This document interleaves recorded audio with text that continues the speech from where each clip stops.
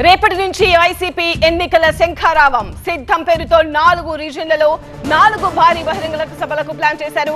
మాట్లాడడమే కాదు అభిప్రాయాలు కూడా తెలుసుకునేందుకు ఈ సిద్ధం బహిరంగ సభలను ఉపయోగించుకోబోతున్నారు. అభివృద్ధి చూపించడమే కాదు దుష్ప్రచారాలను కూడా ఖండించే వ్యూహాలకు పదును పెడుతున్నారు. సిద్ధం సభలు వినూత్నంగా ఉంటాయని పార్టీ నేతలు చెబుతున్నారు. ఏపీలో ఎన్నికల యుద్ధానికి సిద్ధం అంటోంది అధికార వైసీపీ. రేపు భీమిలి పరిధిలోని సంగివలసలో జరిగే సభలో ఎన్నికల సంఘారావం పూరించనున్నారు సీఎం జగన్. సభ ఏర్పాట్లను ఉత్తరాంధ్ర పార్టీ ఇన్ఛార్జ్ వైవి సుబ్బారెడ్డి దగ్గరుండి పర్యవేక్షిస్తున్నారు. మరింత సమాచారం టీవీ9 బ్యూరో చీఫ్ ఈశ్వర్ అందిస్తారు. భారీ ఎత్తున ఒక పెద్ద మెసేజ్ని ఈ వేదిక ద్వారా ఇవ్వాలి.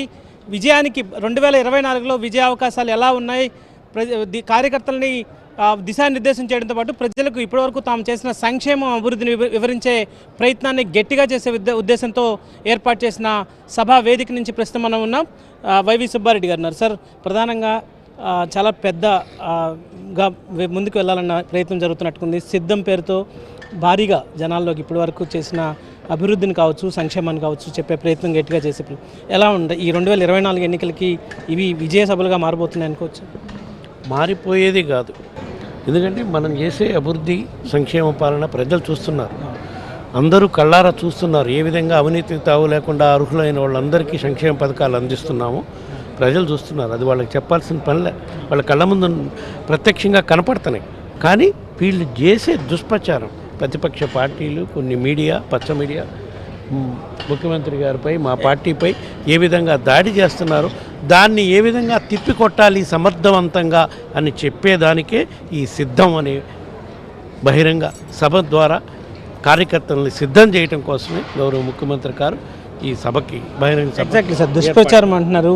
నిన్న ముఖ్యమంత్రి గారు తిరుపతిలో మాట్లాడుతూ ఎన్నికలకు సంబంధించి ఒకవేళ ఓడిపోతే ఇంటికి వెళ్ళడానికి కూడా మేము సిద్ధం అన్నట్టుగా ఈరోజు భారీ ఎత్తున ప్రచారం జరిగింది. సో అట్లాంటి ప్రచారాన్ని ఎలా చూస్తున్నారు? వాటిని ఈ సభల ద్వారా గట్టిగా తిప్పికొట్టారు. ముఖ్యమంత్రి గారు చెప్పిన అర్థం వేరే, వీళ్ళు చెప్తున్న కొన్ని, అదే ఇందాక చెప్పాం కదా, పచ్చ మీడియాకి రెండో పనే ఉండదు. ఎప్పుడెప్పుడు గౌరవ ముఖ్యమంత్రి గారిని ఆంధ్రప్రదేశ్ రాష్ట్రం నుంచి ముఖ్యమంత్రి పదవి నుంచి దించాలి, అర్జెంటుగా చంద్రబాబు నాయుడిని కూర్చోబెట్టాలి. దానికి పక్క రాష్ట్రం నుంచి వచ్చిన పవన్ కళ్యాణ్, ఈ మధ్యకాలంలో వచ్చిన కొందరు నాయకులు ప్రయత్నాలు చేస్తున్నారు.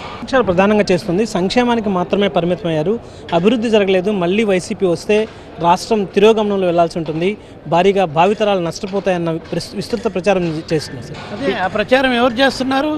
మీ కళ్ళ ముందు. మనం ఉత్తరాంధ్రలో ఉన్నాం. ఇప్పుడు ఉత్తరాంధ్ర ప్రాంతంలో జరుగుతున్న అభివృద్ధి కార్యక్రమాల్లో మనం మాట్లాడుకున్నాం. ఏనాడైనా చంద్రబాబు నాయుడు భోగాపురం ఇంటర్నేషనల్ ఎయిర్పోర్టు శిలాఫలకం వేయటం కాకుండా పనులు ప్రారంభించాలని ఆలోచించాడా? ఇప్పుడు పనులు జరుగుతున్నాయా లేదా?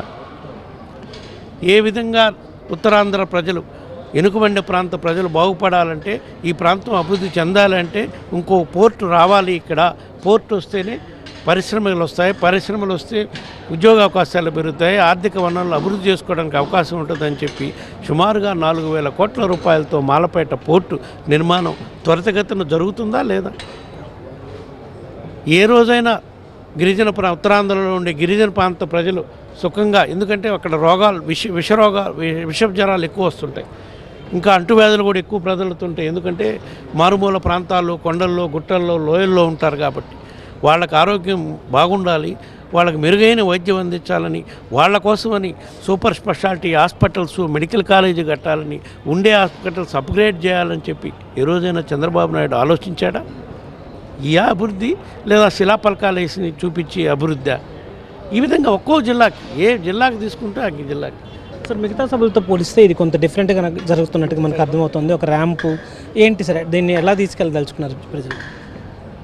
ఇది మెయిన్గా ఎన్నికల ప్రచారంలో భాగంగా అయినా సరే కార్యకర్తలతో డైరెక్ట్గా కాంటాక్ట్లోకి వచ్చేదానికి మా గౌరవ ముఖ్యమంత్రి, మా పార్టీ అధ్యక్షుడు జగన్మోహన్ రెడ్డి గారు ఈ సభకు వస్తున్నారు కాబట్టి ఆయన ఇచ్చిన సందేశంతో పాటు కార్యకర్తలందరినీ దగ్గరగా ఆయన చూసి పలకరించే కార్యక్రమానికి వస్తున్నారు కాబట్టి